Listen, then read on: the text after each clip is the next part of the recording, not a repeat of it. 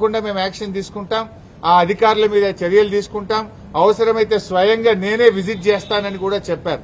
ఇలా యూసఫ్గూడలో కాంగ్రెస్ పార్టీ కార్యాలయం నానుకోనే polling booth ఉన్నది.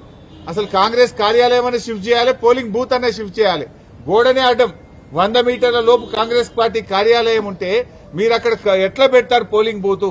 Either you shift the polling booth are shift the Congress party office అని దాని ఆధారాలు కూడా వారి ముందు పెట్టడం జరిగింది.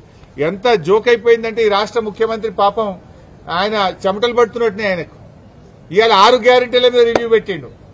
నాయన రేవంత్ రెడ్డి, నీకు 2 సంవత్సరాల్లో 6 గ్యారెంటీల మీద రివ్యూ పెట్టడానికి ఎప్పుడు టైం దొరకలేదా నీకు? నువ్వు ఆ రోజు ఎన్నికల ముందు ఏం చెప్పావు?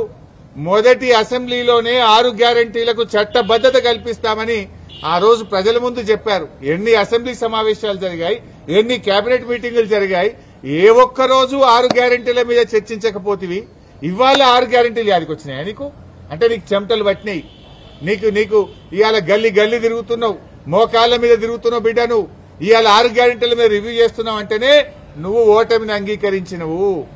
6 గ్యారెంటీల మీద 2 ఏళ్లలో ఎందుకు